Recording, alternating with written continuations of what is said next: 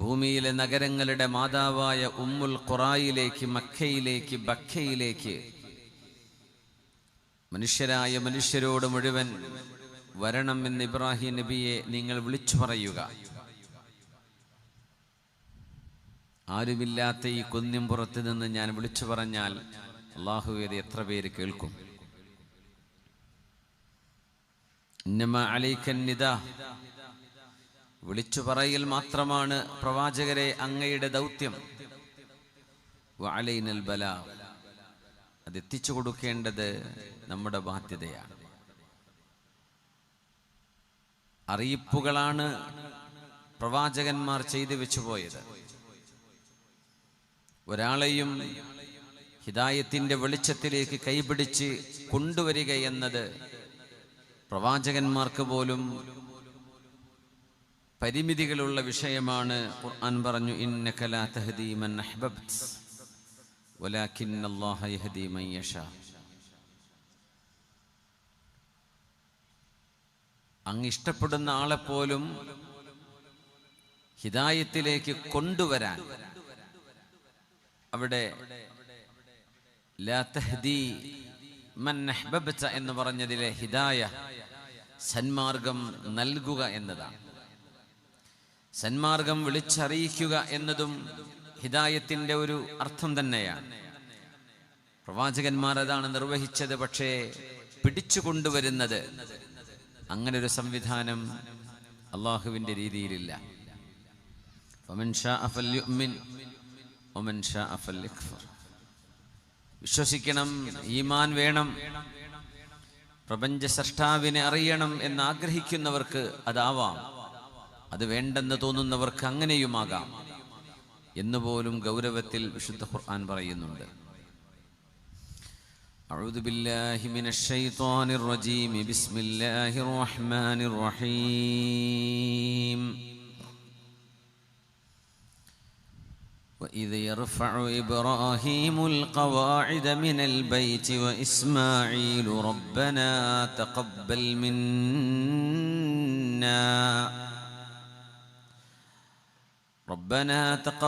منا إنك أنت السميع العليم.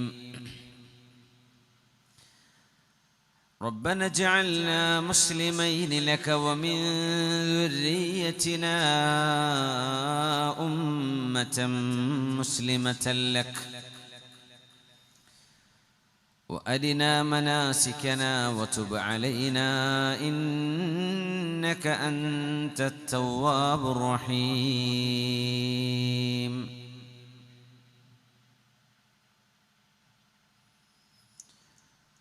പ്രവാചകന്മാരുടെ പിതാവ് എന്നറിയപ്പെടുന്ന ഖലീലുല്ലാഹി ഇബ്രാഹിം അലൈഹിസ്സലാം ഇറാഖിലെ ബാബിലോണിയയിൽ ജനിച്ച് ഇന്നത്തെ ഷാംലി ഉർഫ എന്നറിയപ്പെടുന്ന തുർക്കിയുടെ പ്രദേശങ്ങളിൽ വളർന്ന് ഇറാഖിലേക്ക് താമസം മാറി അവിടെ നിന്ന് ഈജിപ്തിലേക്ക് വന്ന് അവിടെ നിന്ന് ഫലസ്തീനിൽ വന്ന് അവിടെ നിന്ന് അല്ലാഹുവിൻ്റെ വലിയൊരു ദൗത്യ നിർവഹണത്തിന് വേണ്ടി മക്കയിലേക്ക് വന്ന് മക്കയിൽ നിന്ന് വീണ്ടും ഫലസ്തീനിലേക്ക് തിരിച്ചു നടന്ന് ഫലമ്മാ ബലഗ മഅഹു സഈ, ഓടി നടക്കാൻ പ്രായമായ പിഞ്ചുമോൻ ഇസ്മായിൽ നബി അലൈഹിസ്സലാമിനെ അല്ലാഹുവിന് വേണ്ടി ബലിയർപ്പിക്കണം എന്ന ആജ്ഞയുണ്ടായപ്പോൾ ഒരിക്കലൂടെ ഫലസ്തീനിൽ നിന്ന് മക്കയിലേക്ക് വീണ്ടും നടന്നു വന്ന് തിരിച്ചുപോയി വീണ്ടും ഒരിക്കലൂടെ വിശുദ്ധമായ കഅബാലയത്തിന്റെ പണിയുയർത്താൻ, കഅബാലയം കെട്ടിപ്പൊക്കാൻ, അതിൻ്റെ അസ്ഥിവാരങ്ങൾക്ക് മേൽ ചുമരുകൾ പണിയാൻ വേണ്ടി അല്ലാഹു വിളിച്ചറിയിച്ചപ്പോൾ വീണ്ടും ഫലസ്തീനിൽ നിന്ന് മക്കയിലേക്ക് വന്ന് ആ കർമ്മം നിർവഹിച്ചു പോയി. വർഷങ്ങൾ കഴിഞ്ഞതിന് ശേഷം വിവാഹം കഴിഞ്ഞ തൻ്റെ മോൻ ഇസ്മായിൽ നബി അലൈഹിസ്സലാമിനെ അവിടുത്തെ മക്കളെ കാണാൻ വേണ്ടി മക്കയിലേക്ക് വീണ്ടും ഒരിക്കലൂടെ വന്ന് കാണാൻ കഴിയാതെ തിരിച്ചുപോയി. വീണ്ടും ഏതാനും വർഷങ്ങൾക്ക് ശേഷം ഒരിക്കലൂടെ മകനെ കാണാൻ വന്ന് വീണ്ടും അവസാനമായി ഫലസ്തീനിലേക്ക്, ഇന്നത്തെ ഖലീൽ എന്നറിയപ്പെടുന്ന ഹിബ്രോണിലേക്ക് തിരിച്ചുപോയി. അവിടെ തൻ്റെ പ്രിയപ്പെട്ട ഭാര്യ ഹാജർ ബീവി റളിയല്ലാഹു അൻഹയെ മക്കയിലാക്കി തൻ്റെ പ്രിയപ്പെട്ട ആദ്യ ഭാര്യയായിരുന്ന സാറ ബീവി റളിയല്ലാഹു അൻഹയുടെ കൂടെ ഇന്ന് അന്ത്യക്ഷമം കൊള്ളുന്ന പ്രവാചകൻ ഖലീലുല്ലാഹി ഇബ്രാഹിം അലൈഹിസ്സലാം ഫലസ്തീനിലാണുള്ളത്. പ്രവാചകരെ അങ്ങ് ഓർക്കുന്നുവോ? വഇദ് യർഫഉ ഇബ്രാഹീമുൽ ഖവാഇദ മിനൽ ബൈത്ത്. വിശുദ്ധമായ കഅബാലയത്തെയാണ് അല്ലാഹു അൽ ബൈത്ത് എന്ന് വിളിക്കുന്നത്. വീടായ വീടുകളിൽ വെച്ച് ഏറ്റവും ശ്രേഷ്ഠമായ വീട്, കെട്ടിടങ്ങളായ കെട്ടിടങ്ങളിൽ വെച്ച് ഏറ്റവും ശ്രേഷ്ഠമായ കെട്ടിടം, ഭവനങ്ങളായ ഭവനങ്ങളിൽ വെച്ച് ഏറ്റവും ശ്രേഷ്ഠമായ ഭവനം. അതുകൊണ്ടാണ് അറിയപ്പെടുന്ന ആ ഭവനം എന്ന ഒരു വാക്ക് അൽ ബൈത്ത് എന്നത് വിശുദ്ധ കഅബാലയത്തിന് ചാർത്തപ്പെടുന്നത്. വഇദ് യർഫഉ ഇബ്രാഹീമുൽ ഖവാഇദ മിനൽ ബൈത്ത്. പ്രവാചകനായ ആദം നബി അലൈഹിസ്സലാം ഭൂമിയിലേക്ക് ഇറങ്ങി വന്നപ്പോൾ തൻ്റെ പ്രിയപ്പെട്ട ഭാര്യയും നമ്മുടെ ഉമ്മയുമായ ഹവ്വ റളിയല്ലാഹു അൻഹയെ അറഫയിൽ വെച്ച് കണ്ടുമുട്ടി എന്ന അഭിപ്രായം ശരിയെങ്കിൽ വിശുദ്ധമായ കഅബാലയത്തിൻ്റെ പരിസരങ്ങളിൽ മനുഷ്യവാസം ആരംഭം കുറിച്ചു എന്നറിയുന്നതിൽ മനുഷ്യവംശത്തിന് തന്നെ അത്ഭുതങ്ങളേറെയുണ്ട്. ആ പ്രവാചകൻ ആദം നബി അലൈഹിസ്സലാമിന് സഹായത്തിൻ്റെ കരങ്ങളായി മാലാഖമാർ അവതരിച്ചു. ആ മാലാഖമാരിലൂടെയാണ് കഅബാലയത്തിൻ്റെ ആദ്യ നിർമ്മിതി മക്കയിൽ നടക്കുന്നത്. കഅബയെ പണിതത് ആദം നബിയും മലക്കുകളുമാണ്. വർഷങ്ങൾക്ക് ശേഷം, നൂറ്റാണ്ടുകൾക്ക് ശേഷം, സഹസ്രാബ്ദങ്ങൾക്ക് ശേഷം ആ ഭവനത്തിന് കേടുപാടുകൾ സംഭവിച്ചതിൻ്റെ ചുമരുകൾ തകർന്നടിഞ്ഞു പോയപ്പോൾ അതിൻ്റെ അസ്ഥിവാരങ്ങൾക്ക് മീതെ അള്ളാഹു പണിയാൻ ഏൽപ്പിച്ചതാണ് ഇബ്രാഹിം നബി അലൈഹിസ്സലാമിനെ. അതിൻ്റെ ആദ്യ പണി ചെയ്തു വെച്ചത് നബിയുല്ലാഹി അബുൽ ബഷർ ആദം അലൈഹിസ്സലാം. നബിയെ അങ്ങ് ഓർക്കണമേ, വഇദ് അങ്ങ് ഓർക്കുന്നുവോ നബിയെ? വഇദ് യർഫഉ ഇബ്രാഹീമുൽ ഖവാഇദ മിനൽ ബൈത്ത്. എഞ്ചിനീയറിംഗ് സാമഗ്രികളില്ലാതെ, റെഡിമിക്സ് സംഭവങ്ങളില്ലാതെ, ക്രെയിനുകളില്ലാതെ, സ്കഫോൾഡിംഗ് ഫ്ലാറ്റുകളില്ലാതെ, സ്കഫോൾഡിങ്ങിൻ്റെ സംവിധാനങ്ങളില്ലാതെ, ജോലിക്ക് കൂലിക്ക് വിളിക്കാൻ ആളുകളെ കിട്ടാതെ, ഒരേ ഒരു പിതാവും ആ പിതാവിൻ്റെ ഇളം പ്രായമായ കൊച്ചുമോനും, ഒരു പിതാവും ഒരു മകനും മരുഭൂമിയുടെ നടുവിൽ ചെന്ന് കിട്ടാവുന്ന കല്ലുകളെല്ലാം പെറുക്കിക്കൊണ്ടുവന്ന് ജിബ്രീൽ അലൈഹിസ്സലാം അസ്ഥിവാരമിട്ട ആ കഅബാലയത്തിൻ്റെ അസ്ഥിവാരത്തിൻ്റെ മീതെ കഅബയുടെ ചുമരുകൾ പണിതുകൊണ്ടിരിക്കുന്ന നേരം പ്രവാചകരെ, ചരിത്രത്തിൻ്റെ പിന്നാമ്പുറങ്ങളിലേക്ക് നിങ്ങളൊന്ന് പോയി നോക്കിയാൽ അങ്ങേക്ക് കാണാൻ കഴിയുമല്ലോ. وإذ يرفع إبراهيم القواعد من البيت وإسماعيل ربنا تقبل منا. അല്ലാഹുവേ ഞങ്ങളിൽ നിന്ന് സ്വീകരിക്കണമേ. ആ പിതാവും മകനും ജോലി നിർവഹിച്ചു കൊണ്ടിരിക്കുകയാണ് ഈ പ്രാർത്ഥിക്കുന്നത്. കഅബാലയത്തിൻ്റെ പണി തീർന്നതിൻ്റെ ശേഷമല്ല. വഇദ് യർഫഉ, ആ കഅബാലയത്തിൻ്റെ പ്രവൃത്തികൾ നടന്നുകൊണ്ടിരിക്കുമ്പോൾ പ്രവാചകർ ഇബ്രാഹിം അലൈഹിസ്സലാം ഒരുപാട് ദാരുണമായ അനുഭവങ്ങളിലൂടെ, തീച്ചൂളയിലൂടെ, പരീക്ഷണങ്ങളിലൂടെ കടന്നു വന്ന അല്ലാഹുവിൻ്റെ പ്രവാചകൻ. റബ്ബി അരിനീ കൈഫ തുഹ്യിൽ മൗതാ ഖാല വലം തുഅ്മിൻ ഖാല ബലാ വലാകിൻ ലിയത്മഇന്ന ഖൽബി. അല്ലാഹുവേ, നീ ജീവിപ്പിക്കുന്നവനാണ്, മരിപ്പിക്കുന്നവനാണ്, എനിക്കറിയാം റബ്ബേ. ആ ജീവിതവും മരണവും നീയാണ് നിർവഹിക്കുന്നത് എന്ന് ഉത്തമ ബോധ്യമുള്ള ആളു തന്നെയാണ് ഞാൻ. എന്നാലും എങ്ങനെയാണ് റൂഹൂതുന്നത് എന്നൊരു പ്രതിഭാസം അല്ലാഹുവേ നീ എനിക്കൊന്ന് കാണിച്ചു തരുമോ? ലിയത്മഇന്ന ഖൽബി, എൻ്റെ ഹൃദയത്തിന് ഈമാന് കൊണ്ട് കുളിർമ ലഭിക്കാനാണ് പടച്ചവനെ എന്ന് ചോദിച്ച പ്രവാചകൻ. ആ പ്രവാചകരുടെ ചോദ്യത്തിനും ആ ഔത്സുക്യമാർന്ന റിക്വസ്റ്റിനും അല്ലാഹു മറുപടി കൊടുത്തു. ഖുദ് അർബഅതം മിനത് ത്വയ്ർ, 4 പക്ഷികളെ പിടിക്കാൻ. ആ പക്ഷികളെ അറവ് ചെയ്തതിന് ശേഷം അതിൻ്റെ മാംസങ്ങൾ പരസ്പരം മിക്സ് ചെയ്ത് 4 കുന്നിൻപുറങ്ങളിൽ കൊണ്ടുപോയി വെച്ചിട്ട്, ഇബ്രാഹിം പ്രവാചകരെ, നിങ്ങൾ വിളിച്ചാൽ ആ പക്ഷികൾ ജീവനോടെ അങ്ങയുടെ മുമ്പിൽ വന്ന് പറന്നെത്തി വന്നിരിക്കും.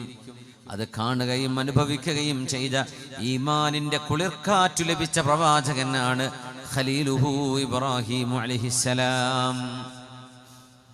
മഹാനായ പ്രവാചകൻ ഇബ്രാഹിം നബി അലൈഹിസ്സലാമിനെ 7-ാം ആകാശത്ത് വെച്ച് മഹാനായ റസൂലുള്ളാഹി സ്വല്ലല്ലാഹു അലൈഹി വസല്ലമ തങ്ങൾ മിഅ്റാജിന്റെ രാവിൽ കണ്ടപ്പോൾ പ്രവാചകർ ഇബ്രാഹിം അലൈഹിസ്സലാം പറഞ്ഞു, മുഹമ്മദ് നബിയേ, എൻ്റെ പുത്രനായവരെ, അങ്ങയുടെ ജനങ്ങളോട് പറയണം, മിന്നൽ ജന്നത്ത് ഖീആൻ, സ്വർഗം എന്ന് പറയുന്നത് കൃഷിയിടങ്ങളാണ്. കൃഷിയിടങ്ങളാണ് സ്വർഗമായി ലഭിക്കാൻ പോകുന്നത്. മനുഷ്യൻ വിതറുന്ന വിത്തുകളാണ് അവിടെ കൊയ്തെടുക്കാൻ പോകുന്നത്. അതുകൊണ്ട് ജനങ്ങളോട് പറയണം, ലാ ഇലാഹ ഇല്ലല്ലാഹ് വഹ്ദഹു ലാ ശരീക ലഹുൽ മുൽക്കു വലഹുൽ ഹംദു യുഹ്യി വയുമീത് വഹുവ അലാ കുല്ലി ഷൈഇൻ ഖദീർ. ഈ ദിക്ർ പതിവാക്കുവാൻ ഉമ്മത്തികളോട് പറയണേ. സ്വർഗലോകം എന്ന് പറയുന്നത് കൃഷിയാണ്.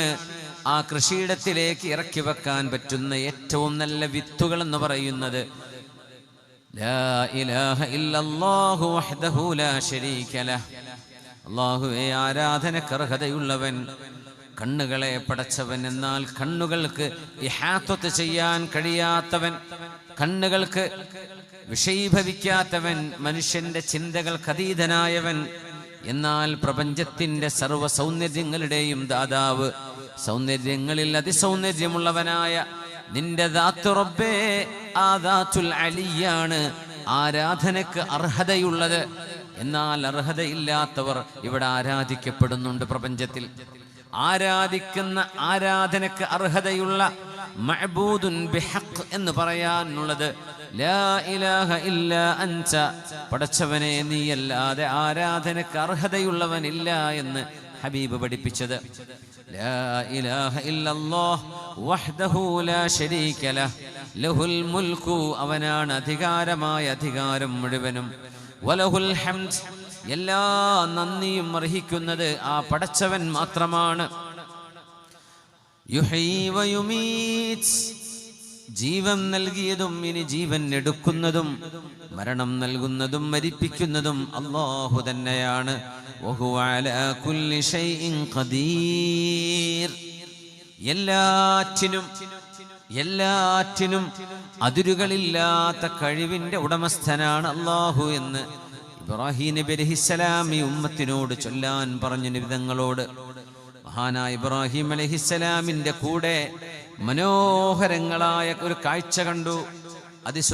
സുന്ദരന്മാരായ കൊച്ചുകുട്ടി, ആൺകുട്ടികളും പെൺകുട്ടികളും, പിഞ്ചു പൈതങ്ങളുടെ 1000 കണക്കിന് പിഞ്ചു പൈതങ്ങൾ ഇബ്രാഹിം നബി അലൈഹിസ്സലാമിന്റെ ചുറ്റും ഓടിക്കളിക്കുന്നുണ്ട്, ആർത്തു ചിരിക്കുന്നുണ്ട്, അവിടെ കളിച്ചു വളർന്നുകൊണ്ടിരിക്കുന്നു. ആ പ്രവാചകരാണ് അവരെ നോക്കി വളർത്തുന്നത്. ജിബ്രീലേ, ആരാണ് ഈ മക്കളെന്ന് ചോദിച്ചപ്പോ, യാ റസൂലല്ലാഹ്, അല്ലാഹുവിന്റെ റസൂലേ, മനുഷ്യരിൽ സത്യവിശ്വാസികളിൽ ആരുടെയൊക്കെ മക്കളാണോ പ്രായപൂർത്തി എത്തുന്നതിന്റെ മുമ്പ് മരിച്ചു പോകുന്നത്, ആ മക്കളെ നോക്കി വളർത്തുന്ന, ആ മക്കളെ പരിപാലിക്കുന്ന ജോലി ചെയ്യുന്നത് 7 ആകാശങ്ങൾക്കപ്പുറത്തുള്ള 7-ാം ആകാശത്തിരിക്കുന്ന ഖലീലുല്ലാഹി ഇബ്രാഹിം അലൈഹിസ്സലാമാണ്. ഇബ്രാഹിം നബി അലൈഹിസ്സലാമുമായി കണ്ടുമുട്ടിയ ആ ഒരു കാഴ്ചയെ നബി തങ്ങൾ പറഞ്ഞു, ഫഇദാ അശ്ബഹുന്നാസി ബിഹി സ്വാഹിബുകും ഹാദാ. ഇബ്രാഹിം അലൈഹിസ്സലാമിനെ ഞാൻ നോക്കി. അതിനു മുമ്പ് മൂസ നബിയെ കണ്ട കഥ പറഞ്ഞു തങ്ങൾ. 6-ാം ആകാശത്ത് വെച്ച് കഅന്നഹു മിൻ റിജാലി ശനൂഅ ഗോത്രക്കാരനെ പോലെ, അസ്ദ് ഗോത്രത്തിൽപ്പെട്ട ശനൂഅക്കാരനെ പോലെയുണ്ട് മൂസ നബി അലൈഹിസ്സലാം. ഇബ്രാഹിം നബിയെ കുറിച്ച് പറഞ്ഞു, ഇബ്രാഹിം അലൈഹിസ്സലാമിനെ ഞാൻ കണ്ടപ്പോൾ ഫഇദാ അശ്ബഹുന്നാസി ബിഹി, മഹാനായ ഇബ്രാഹിം നബി അലൈഹിസ്സലാമിനോട് രൂപസാദൃശ്യമുള്ള ഒരാളെ ഈ പ്രപഞ്ചത്തിലുള്ളൂ. അത് നിങ്ങളുടെ കൂടെ ജീവിക്കുന്ന നിങ്ങളുടെ ഈ കൂട്ടുകാരനാണ് മുഹമ്മദ് റസൂലുള്ളാഹി സ്വല്ലല്ലാഹു അലൈഹി വസല്ലം തങ്ങളാണെന്ന് അല്ലാഹുവിൻ്റെ ഹബീബ് തങ്ങളെക്കുറിച്ച് തന്നെ പറഞ്ഞു. അതുകൊണ്ടാണ് അല്ലാഹുമ്മ സ്വല്ലി അലാ സയ്യിദിനാ മുഹമ്മദിൻ വഅലാ ആലി സയ്യിദിനാ മുഹമ്മദ് കമാ സ്വല്ലൈത അലാ സയ്യിദിനാ ഇബ്രാഹിം വഅലാ ആലി സയ്യിദിനാ ഇബ്രാഹിം وبارك على سيدنا محمد وعلى آل سيدنا محمد كما باركت على سيدنا إبراهيم وعلى آل سيدنا إبراهيم إنك حميد مجيد. 5 നേരത്തെ നിസ്കാരങ്ങളിലെ ഓരോ അത്തഹിയാത്തിലും അതിൻ്റെ അവസാന അത്തഹിയാത്തിൽ നമ്മൾ ഓതുന്നുണ്ട് ഇബ്രാഹിം അലൈഹിസ്സലാമിനെ, അവിടുത്തെ ആലുബൈത്തിനെ.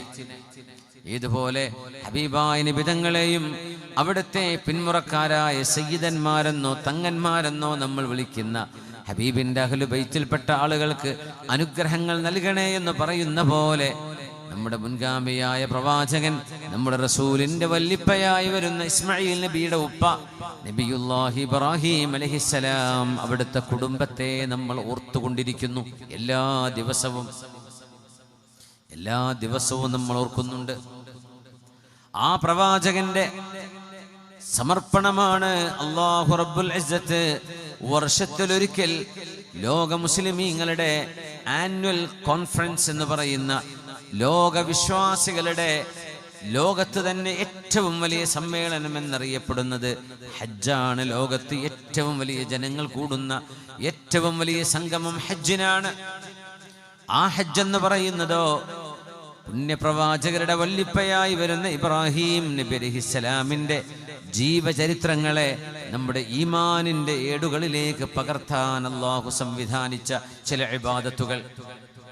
ആ ഇബാദത്തുകളിൽ നമ്മൾ വ്യാപൃതരാകുമ്പോൾ ആയിരക്കണക്കിന് വർഷങ്ങൾക്ക് മുമ്പ് ഇതേ ഒരു നാട്ടിലൂടെ കടന്നുപോയ ഈ പരിശുദ്ധമായ കഅബാലയം പണിയുന്ന ആ കരങ്ങളേതോ ആരാണോ കഅബാലയത്തിന്റെ മുമ്പിൽ വെച്ച് പ്രാർത്ഥനകൾ ചെയ്തത്, റബ്ബനാ വജഅൽനാ മുസ്ലിമൈനി ലക്, പടച്ചവനെ എന്നെയും എൻ്റെ മകൻ ഇസ്മാഈൽ അലൈഹിസ്സലാമിനെയും നിനക്ക് വഴിപ്പെടുന്നവരാക്കണേ.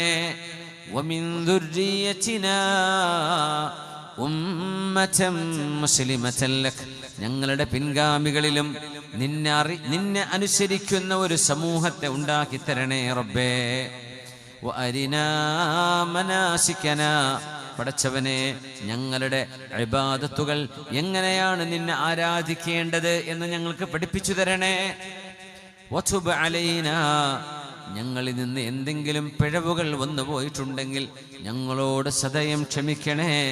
ഇന്നക അൻതത് തവ്വാബുർ റഹീം, ക്ഷമിച്ചു കൊടുക്കാനും കരുണ നൽകാനും കഴിയുന്നവനല്ലയോ നീ എന്ന് ഏതൊരു പ്രവാചകനാണോ കഅബാലയത്തെ സാക്ഷിയാക്കി നിർത്തി പറഞ്ഞത്, ആ പ്രവാചകന്റെ ഓർമ്മകളിലേക്ക് പാപഭംഗിലമായ മനസ്സുകളുമായി ശരീരവുമായി കടന്നു വരുന്നവർക്ക് തൗബായുടെ പാപമോചനത്തിന്റെ മഗ്ഫിറത്തിന്റെ വാതായനങ്ങൾ തുറന്നുകൊടുത്ത് അറഫ എന്ന ഒരു മരുഭൂമിയുടെ ആ ഒരു തുറന്ന സ്ഥലത്ത് നിൽക്കുന്നതോടുകൂടെ അല്ലാഹു റബ്ബുൽ ഇസ്സത്തിന്റെ ജനാബുൽ ഹഖിലേക്ക് പടച്ചതമ്പുരാന്റെ റഹ്മത്തിന്റെ ഫദ്ലിന്റെ ഔദാര്യത്തിന്റെ റബ്ബിന്റെ കരുണയുടെ ആ കവാടത്തിലൂടെ കടന്നു വരാൻ അവസരം നൽകുകയും അറഫയിൽ നിൽക്കുകയും എന്നിട്ട് പടച്ചതമ്പുരാൻ എനിക്ക് മാപ്പ് തന്നിട്ടില്ലയോ എന്ന് സംശയിക്കുക പോലും പാടില്ലെന്ന് പറഞ്ഞ അഷ്റഫുൽ ഖൽഖ് സ്വല്ലല്ലാഹു അലൈഹി വസല്ലം തങ്ങൾ ഓർമ്മിപ്പിക്കുന്നത് വലിയ ഒരു ആശയമാണ്.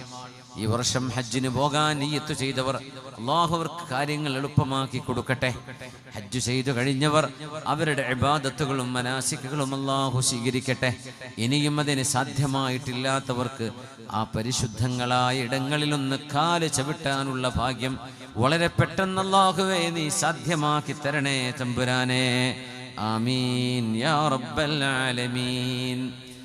ആ പരിശുദ്ധമായ നഗരങ്ങളുടെ മാതാവിന്റെ ഹൃദയഭാഗമാണ് കഅബാലയം നിലകൊള്ളുന്നത്. ഇന്ന അവ്വല ബൈതിൻ വുദിഅ ലിന്നാസ് ലല്ലദീ ബിബക്കത മുബാറക ببكة مباركا وهدى للعالمين فيه آيات بينات مقام إبراهيم ومن دخله كان آمنا ولله على الناس حج البيت من استطاع إليه سبيلا അള്ളാഹുവിൻ്റെ ഒരു അവകാശമാണ് ഞാൻ ഒരുക്കി വെച്ച എൻ്റെ വീട്ടിലേക്ക്, എൻ്റെ ഭവനത്തിലേക്ക് വിശ്വാസികൾ എനിക്ക് വേണ്ടി വരണം എന്നത് അള്ളാഹു സ്വീകരിച്ചിരിക്കുകയാണ്, ക്ഷണിച്ചിരിക്കുകയാണ്. ആ ക്ഷണം സ്വീകരിക്കാനുള്ള സൗഭാഗ്യം ഇസ്ലാം കാര്യങ്ങളുടെ അവസാനത്തേത്, അർക്കാനുൽ ഇസ്ലാമിലെ അഞ്ചാമത്തേത്. അല്ലാഹു റബ്ബുൽ ഇസ്സത്ത് ആ വിശുദ്ധമായ ഭവനം സാക്ഷി നിൽക്കുന്നവരിൽ ഹജറുൽ അസ്വദ് നാളെ സാക്ഷി നിൽക്കുമെന്നാണ്, മഖാം സാക്ഷി നിൽക്കുമെന്നാണ്. അല്ലാഹു റബ്ബുൽ ഇസ്സത്ത് പടച്ച തമ്പുരാന്റെ ശആയിറുകൾ നാളെ മുഅ്മിനീങ്ങൾക്ക് വേണ്ടി ശുപാർശ ചെയ്യുമ്പോൾ അല്ലാഹുവേ ആ ശഫാഅത്തിൽ ഞങ്ങളെ രക്ഷപ്പെടുത്തി അനുഗ്രഹിക്കണേ തമ്പുരാനെ. ആമീൻ യാ റബ്ബൽ ആലമീൻ. ബിസ്മില്ലാഹിർ റഹ്മാനിർ റഹീം. إن الصفا والمروة من شعائر الله إن الصفا والمروة من شعائر الله فمن حج البيت أو اعتمر فلا جناح عليه أن يطوف بهما ومن تطوع خيرا فإن الله شاكر عليم. പരിശുദ്ധമായ കഅബാലയത്തിന്റെ പരിസരങ്ങൾ അല്ലാഹുവിന്റെ ദൃഷ്ടാന്തങ്ങളാൽ നിറഞ്ഞു കിടക്കുകയാണ്. പടച്ചതമ്പുരാന്റെ അടയാളങ്ങൾ, അല്ലാഹുവിന്റെ ദൃഷ്ടാന്തങ്ങൾ ഓരോന്നും അല്ലാഹുവിലേക്ക് മനുഷ്യനെ കൈപിടിച്ചുയർത്തുന്നത്. സഫയും മർവയും അല്ലാഹുവിന്റെ ദൃഷ്ടാന്തങ്ങളാണ്. ഇന്ന സഫാ വൽ മർവത മിൻ ശആഇരില്ലാഹ്. അല്ലാഹുവിനെ ഓർമ്മിപ്പിക്കുന്ന രണ്ട് കുന്നുകളാണ് അത്രേ അത് രണ്ടും. അതിലേറെ അത്ഭുതമുള്ളത്, ആ കുന്നുകൾ ഒരു മനോഹരമായ പച്ച പുതച്ച് കിടക്കുന്ന കുന്നുകളാണോ? അല്ല, കല്ലിന്റെ കൂട്ടങ്ങളാണ്. ഇന്നത് വളരെ ചെറിയൊരു ഭാഗമേ നിലനിർത്തിയുള്ളൂ, ബാക്കിയൊക്കെ സഈ ചെയ്യാനുള്ള ഇടമായി സൗകര്യപ്പെടുത്തിയിരിക്കുകയാണ്. പക്ഷേ ഖുർആൻ പറഞ്ഞു, എൻ്റെ കഅബാലയത്തിന്റെ മുമ്പിൽ നിൽക്കുന്ന രണ്ട് കുന്നുകൾ, ആ കുന്നുകൾക്കൊരു പ്രത്യേകതയുണ്ട്. ഒരു മാതാവിനെ, ഒരു ഉമ്മയെ ഓർമ്മിപ്പിക്കുകയാണത്. ആ ഉമ്മ മറ്റാരുമല്ല, ഇസ്മാഈൽ നബി അലൈഹിസ്സലാമിന്റെ ഉമ്മയായ ഹാജർ റളിയല്ലാഹു അൻഹാ. ഹാജർ ബീവിയാണ്, എന്തല്ല ഹാജറ ബീവിയല്ല, ഹാജർ. ഹാജർ റളിയല്ലാഹു അൻഹാ അതിസുന്ദരിയായിരുന്ന ഈജിപ്തിലെ രാജാവിന്റെ കൊട്ടാരത്തിലെ രാജാവിന്റെ പാദസേവകയായിരുന്ന ഒരു ഈജിപ്ഷ്യൻ സുന്ദരിയായിരുന്ന മോളെയാണ് ഇബ്രാഹിം നബി അലൈഹിസ്സലാമിന്റെ ഭാര്യയായിരുന്ന സാറാ ബീവിക്ക് അള്ളാഹു സമ്മാനമായി നൽകിയത്.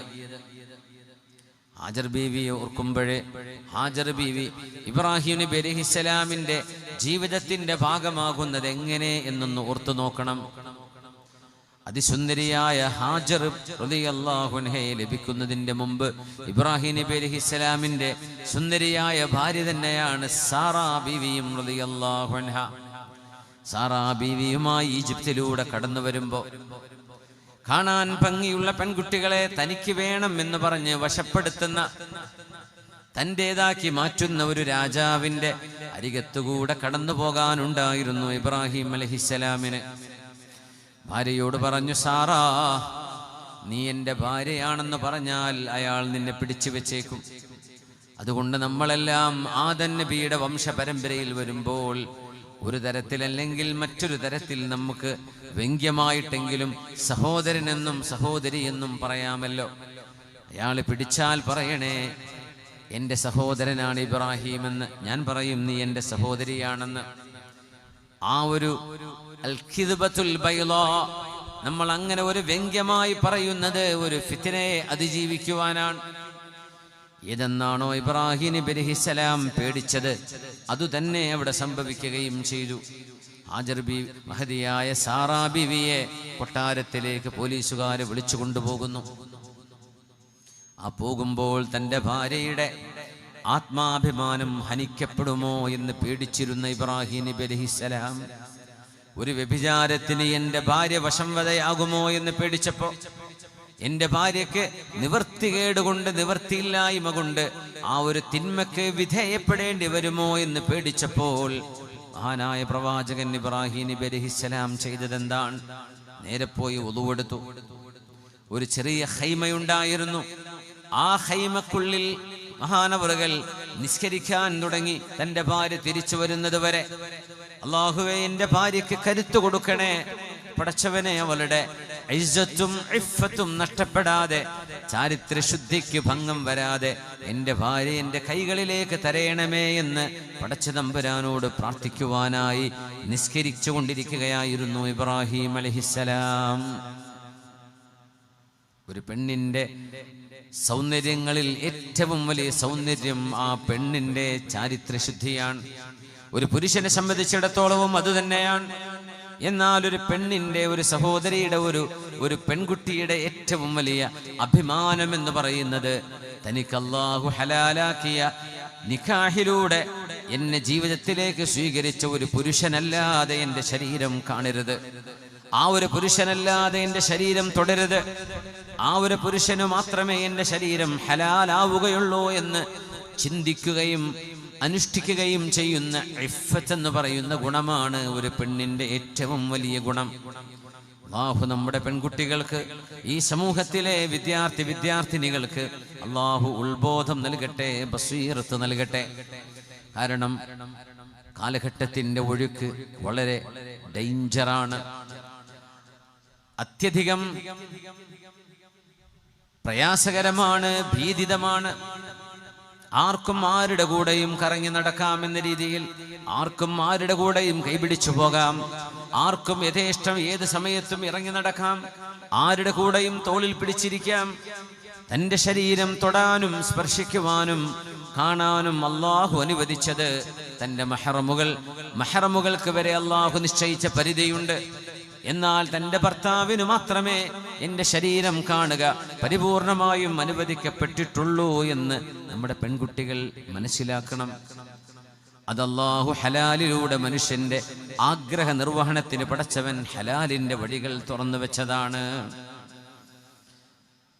മഹാനായ റസൂലുള്ളാഹി സ്വല്ലല്ലാഹു അലൈഹി വസല്ലം തങ്ങൾ പറയുമായിരുന്നു, നിങ്ങൾ അന്ത്യദിനത്തിന്റെ ലക്ഷണങ്ങൾ ഇങ്ങനെ കണ്ടു തുടങ്ങുമ്പോൾ, ഈ പ്രപഞ്ചത്തിന്റെ യാത്രയും മനുഷ്യന്റെ സംസ്കാരവും ഖിയാമത്തിന്റെ പടിവാതിലിക്കലേക്ക് എത്തിച്ചേരുന്നു എന്ന് നിങ്ങൾക്ക് ബോധ്യം വേണമെങ്കിൽ ഒരു കാര്യം അറിയണം, ആ കാലഘട്ടത്തിലെ ജനങ്ങൾക്ക് രണ്ട് ചിന്തകൾ മാത്രമേ ഉണ്ടാവുകയുള്ളൂ. ഹമ്മുഹും അൽ ബത്നു വൽ ഫർജ്, ഭോഗിക്കുക, വ്യഭിചരിക്കുക, തിന്നുക, കുടിക്കുക. ഇങ്ങനെ വായയിലൂടെയും മനുഷ്യന്റെ ലൈംഗികതയിലൂടെയും ലഭിക്കുന്ന ആസ്വാദനങ്ങളിൽ മനുഷ്യൻ ഏറ്റവും കൂടുതൽ ശ്രദ്ധ കേന്ദ്രീകരിക്കുന്ന ഒരു കാലഘട്ടം അന്ത്യനാളിന്റെ മുമ്പിൽ നിങ്ങൾക്ക് കാണേണ്ടി വരുമെന്ന് ഹബീബായ റസൂലുള്ളാഹി തങ്ങൾ 1400 വർഷങ്ങൾക്ക് മുമ്പ് നമ്മളോട് പറഞ്ഞു തന്നു പോയതാണ്. അല്ലാഹുവേ, എൻ്റെ സാറയെ ആ മനുഷ്യൻ തുടരുതേ. ഭർത്താവിന്റെ മനസ്സിനുള്ളിൽ നിന്ന് വന്ന ആ ഒരു പ്രാർത്ഥന അല്ലാഹു കേട്ടു. പ്രവാചകൻ ഇബ്രാഹിം നബി അലൈഹിസ്സലാമിന്റെ ദുആ. രാജാവ് കൈ നീട്ടുമ്പോഴേക്കും ആ കൈ അവിടെ വളക്കാനും പിടിക്കാനും കഴിയാതെ സ്റ്റിഫായിട്ട് ഉറച്ചു പോകുന്നു. ഐസ് പോലെ, തണുത്തുറച്ചതുപോലെ അയാളുടെ കൈ പോലും ഒന്നും മടങ്ങുന്നില്ല. അയാൾ വിചാരിച്ചു, ഇതൊരു ഭൂതപ്പെണ്ണാണോ, ഇത് മനുഷ്യനല്ലയോ, ഇത് ജിന്നിൽപ്പെട്ട ഒരു പെണ്ണാണോ, ജിന്നിയത്താണോ എന്ന് രാജാവ് പേടിച്ചു. ക്ഷമാപണം ചോദിച്ചു. സാറാ ബീവി മാപ്പ് കൊടുത്തു. അയാളുടെ കൈ പൂർണ്ണ രൂപത്തിലേക്ക് മാറി. അല്പനേരം കഴിഞ്ഞ് അതിസൗന്ദര്യമുണ്ടായിരുന്ന സാറാ ബീവിയെ വശീകരിക്കുവാൻ വേണ്ടി അയാൾ സ്പർശിക്കുവാൻ കൈ നീട്ടുമ്പോഴേക്കും ആ ശരീരത്തിലേക്ക് കൈ തൊടാൻ കഴിയാതെ കൈ ഉറച്ചുപോയത് രാജാവ് കാണുന്നു. മൂന്നാമത്തെ തവണയും ഇത് തന്നെ സംഭവിച്ചപ്പോൾ പേടിച്ചയാൾ ഓടുകയാണ്. ഈ പെണ്ണിനെവിടെ നിന്ന് കൊണ്ടുപോകൂ, നിങ്ങളിവിടെ കൊണ്ടുവന്നത് മനുഷ്യനെ തന്നെയാണോ അല്ല ഒരു ജിന്നിനെയാണോ? എന്നിട്ട് അവൾ ഒരു ജിന്നാണെങ്കിൽ അവളുടെ ഭാഗത്ത് നിന്ന് ഒരു ഉപദ്രവവും ഇനി തനിക്കുണ്ടാവരുത് എന്ന് പേടിച്ച് സാറ ബീവിയെ സന്തോഷിപ്പിക്കാൻ, മാപ്പ് ചോദിക്കാൻ വേണ്ടി സാറ ബീവിക്ക് സമ്മാനം കൊടുത്ത പെണ്ണാണ് ഹാജർ ബീവി റളിയല്ലാഹു അൻഹാ. അവരെന്ന് അടിമ സ്ത്രീയായിരുന്നു. അതുകൊണ്ട് ഹാജർ ബീവിയെ ഓർക്കുമ്പോൾ നമ്മൾ ഓർക്കണം വിശുദ്ധയായ മറിയം റളിയല്ലാഹു അൻഹയെ. ബിസ്മില്ലാഹിർ റഹ്മാനിർ റഹീം.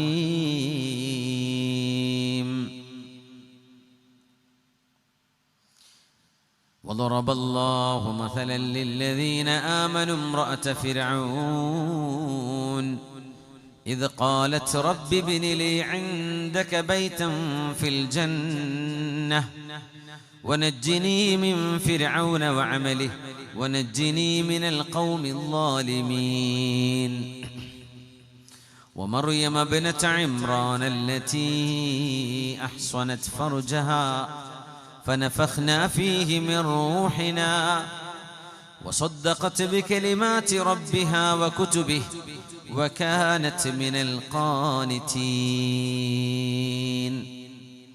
സത്യവിശ്വാസികളായ ആണുങ്ങൾക്കും പെണ്ണുങ്ങൾക്കും ഉദാഹരണം രണ്ടുപേരാണ്, രണ്ട് പെണ്ണുങ്ങളാണ്. ഒന്ന് ഫറോവയുടെ ഭാര്യയായിരുന്ന ആസിയ ബിൻത് മുസാഹിം റളിയല്ലാഹു അൻഹ, ആസിയ ബീവി.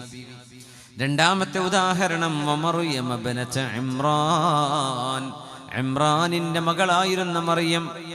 അവരാണ് ഈസാ നബി അലൈഹിസ്സലാമിന് ജന്മം കൊടുത്തത്. വമറിയം ഇബ്നത ഇമ്രാൻ അല്ലതി അഹ്സനത് ഫർജഹാ, തന്റെ ശരീരം കൊണ്ട് വ്യഭിചരിച്ചിട്ടില്ലാത്തവരാണവർ.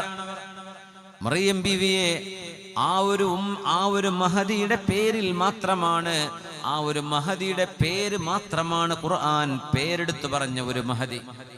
ആ മഹദിയുടെ പേരിലെ ഒരു സൂറയുള്ളൂ, വേറെ പെണ്ണുങ്ങളുടെ പേരിൽ സൂറയില്ല, ഒരാളുടെ പേരിലും സൂറയില്ല. സൂറത്ത് മറിയമുണ്ട്. മറിയം ബീവി റളിയല്ലാഹു അൻഹ ലോകത്ത് ആത്മീകതയുടെ സ്പിരിച്വാലിറ്റിയിൽ ഔന്നിത്യം പ്രാപിച്ച 4 പേരിൽ മറിയം ബീവിയുണ്ട്, ആസിയ ബീവിയുണ്ട്, ഖദീജ ബീവിയുണ്ട്, ഫാത്തിമ ബീവിയുണ്ട് റളിയല്ലാഹു അൻഹുന്ന അജ്മഈൻ.